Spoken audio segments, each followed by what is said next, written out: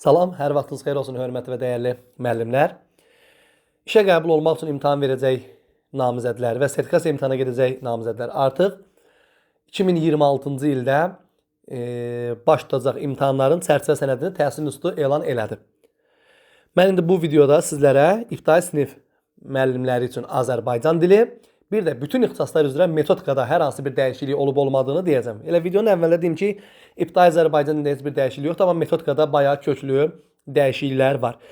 Baxırıq, bu artıq bu illər 2026-cı ildə 2026 MİQ və sertifikasiya imtahanında ibtidai sinif müəllimləri üçün Azərbaycan dilindən. Demək, oxudan, yəni mətn 8 sual, yəni bu 8 mətn demək deyil, 8 mətn sualı deməkdir. Yəni ola bilər 1 mətn 1 sual, bir mətn həmin o mətnə aid 2 sual ola bilər və toplamda təxminən 6 mətn, 7 mətn olur və onlardan da 8 sual olur. Yazı 2-dən olacaq. Yəni mətnlər bunlardır. Yazı da burada orfoqrafiya, yəni durğu işarələri və əməli yazını soruşur. Bir də dil qaydaları, yəni qrammatika, fonetikadan tutmuş ta ki ədəbi dilin normaları daxil olmaqla. Mətn üzrə görürsünüz ki, mətnin strukturunu, yəni giriş, əsas nəticə hissəsini müəyyənləşdirmək, səbəb nəticə əlaqəsini müəyyənləşdirmək, daha sonra səbəb nəticə əlaqəsini müəyyənləşdirmək, ideyanı müəyyənləşdirmək, problemi və onun həll yolunu müəyyənləşdirmək, obrazları dəyərləndirmək, sözün kontekstə uyğun, yəni mətndə işlənmə məqamına uyğun həqiqi və məcazi mənası, ədəbi dilin normalarının yoxlanması, yəni mətndə hansı ədəbi dilin norması pozulub və ya gözlənilib, fikrin ümumiləşdirilmə bacarığının yoxlanması, görək mətni oxuyub, mətndən hansısa bir qənaətə gələ bilirmi? Açıq və sətiraltı ifadələri müəyyən etmək. Yəni bu nə deməkdir? Bir mətni oxuyursan, o mətndə ola bilər hansısa cümlə yazılıb, ola bilər hansısa cümlə yazılır, hansısa fikir yazılmayıb. Yazılmasa belə biz onu oxuyub, anlayıb, başa düşüb, o qənaətə gəlib, o cavabı seçməliyik. Bu da oxuyub anlamanın göstəricisidir. Durğu işarələri yerindədir, qaydasındadır. Orfoqrafiya qaydaları yerində, əməli yazılar yerində. Yəni 2025-ci ilin MİQ və sertifikasiyası ilə 2026-cı ilin MİQ və sertifikasiyası Azərbaycandan hələ ki buraya qədər heç bir dəyişiklik yoxdur. Dil qaydalarından fonetika hər şey qaydasındadır. Görürsünüz ki, burada vurğunu da veriblər. Yəni sala bilərlər, keçəldə vermişdilər, amma salmayıblar. Leksikada hər şey qaydasındadır. Görürsünüz ki, bizə lazımdır sözün leksik qrammatik mənası, həqiqi, məcazi, tək mənalı, çox mənalı, frazem, amonim, sinonim, antonim, bir də termin. Alınma, nə bilim, dialekt, milli, bunlar lazım deyil. Sözün tərkibi, söz yaradıcılığı. Sözün tərkibi və leksik qrammatik şəkillər bunlar var idi yerindədir. Sözün qurusu növləri, eyni köklü sözlər başdan sorma yerindədir. Morfologiya. Bütün əsas nitq hissələri və köməkçi nitq hissələri, burada qoşma, bağlayıcı, ədat, modal söz nitq. Görürsünüz ki, hamısı yerindədir. Sintaksis. Söz birləşmələri, mürəkkəb adlar, cümlənin məqsəd və intonasiyaya görə növləri, baş və ikinci dərəcəli üzvlər və sadə cümlənin, mürəkkəb cümlənin fərqi. Yəni bizə mürəkkəb cümlənin, tabe mürəkkəb cümlənin arasındakı əlaqələr lazım deyil və bizə tabeli mürəkkəb cümlənin, budaq cümlənin növləri lazım deyil. Fikir verirsinizsə, keçən il MİQ və sertifikasiyada Azərbaycan dili hansı mövzular idisə, bu il 2026-cı ildə MİQ və sertifikasiyada istifadə olunacaq mövzular da eynidir. Heç bir dəyişiklik müşahidə olunmur. Bu ibtidai Azərbaycan dili idi. İndi isə baxaq metodikaya. Hörmətli müəllimlər, metodikada köklü dəyişikliklər var.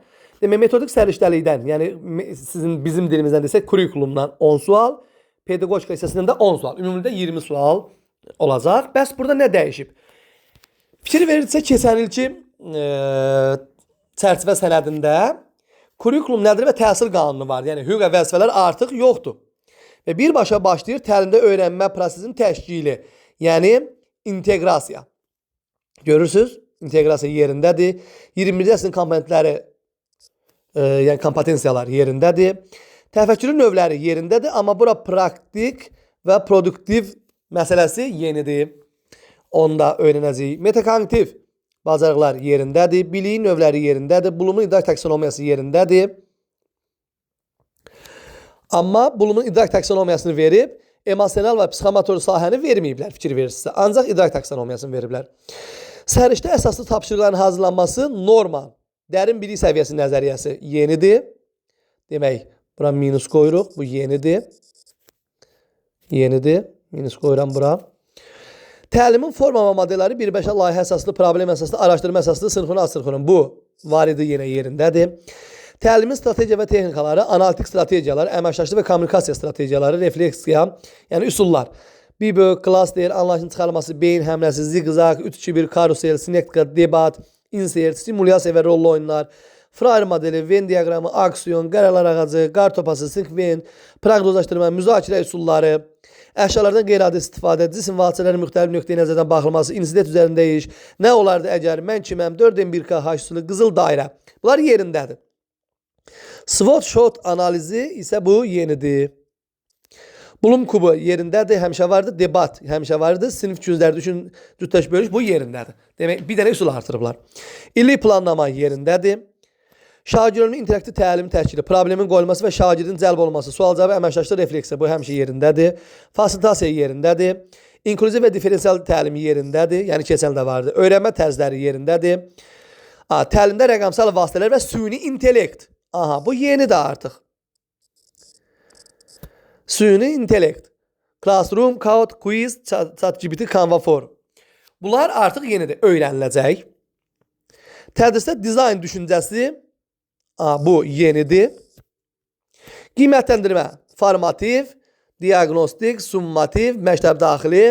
Qiymətləndirmə və beynəlxalq qiymətləndirmə həmişə yerindədir. Bir dəyişiklik yoxdur. Kurikulum hissəsi bitdi. Demək, burada artıq neçə dənə dəyişiklik gördük. Bir təfəkkürdə praktik və produktiv. Daha sonra səriştə əsaslı tapşırıqların hazırlanması, Norman dəlin bilik səviyyəsi nəzəriyyəsi və emosional psixomotor taksonomiyanı çıxardıblar. Artıq yoxdur. Daha sonra üsullara bir əlavə olunub. SWOT shot üsulu, analiz üsulu. Daha sonra təlimdə rəqəmsal vasitələr və süni intellekt yeni əlavə olunub. Tədrisdə dizayn düşüncəsi yeni əlavə olunub. Qiymətləndirmə yerində indi gəldik pedaqoji səriştəyə. Təhsildə müasirə pedaqoji yanaşmalar, əməkdaşlığa əsaslanan konstruktiv refleksi və adaptiv və s.